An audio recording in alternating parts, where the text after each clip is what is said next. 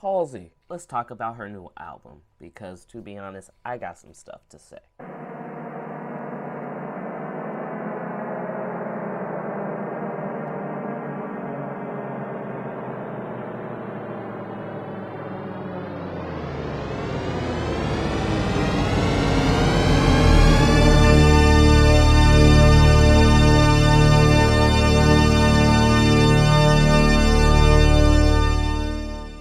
Now, I'm gonna be 100% with you. I love Halsey. I love her voice. I think she's a dope artist. I've enjoyed the majority of songs that I've heard from her. But with that comes a caveat. I'm gonna be real with you. Besides a lot of the major big hits from her, I don't think I've really heard much from her. And I think that really had an impact on the way I listened to this album. I say that because I know Halsey from hits like Him and I with G-Eazy or East Side with Khalid, even Closer with the Chainsmokers, all these really big hits that you were just so very into. But then when it came down to it and I sat down and I listened to her album, I just didn't find myself having that same investment. I didn't find myself having that same feeling. I didn't find myself even really having the same enthusiasm to listen to this album as a whole as I did as I was waiting for those songs to play out. That being said, I still enjoyed the album somewhat. Do I think I'm going to go back to it as regularly as some of the other albums that have dropped this year? Probably not. Do I think that I'm going to rank it with the albums that I just absolutely could not stand this year? Probably not. But I also don't think it's an album of the year candidate, and I personally just don't find myself going back to it all that often. One of the things I liked about Halsey's album was the fact that her voice has this way of scraping through. She has a very polished, poppy, very shiny voice, if you will.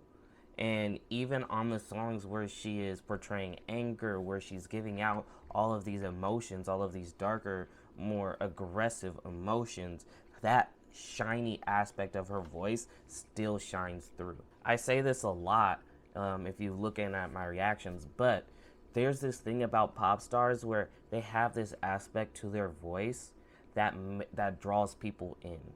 Pop stars have this aspect to their music in general that gets people coming back for more.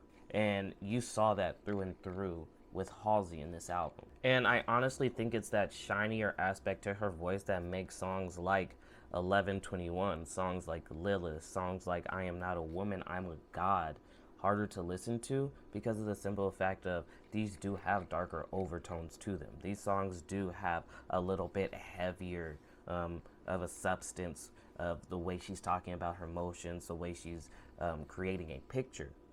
And so when you have that, it becomes a little bit of a contrast when you have this shiny, poppy voice also trying to be a little bit dark. And yes, that says a lot about your ability to control your voice, your ability to use your voice, your ability to be creative with your voice. And to be honest, I found a lot of that issue here with this album. However, on a production side, I can't say that I was too mad.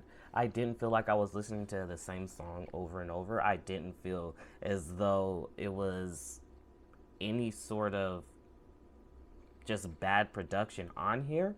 I feel like the production is probably one of the more enjoyable aspects of this album. But even then, I don't think that covers up for what is kind of lost in translation.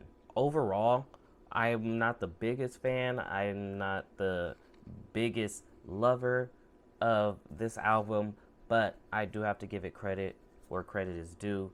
I still think it's a solid album. I don't think it's bad by any means. I don't think it's a great album, but I don't think it's bad.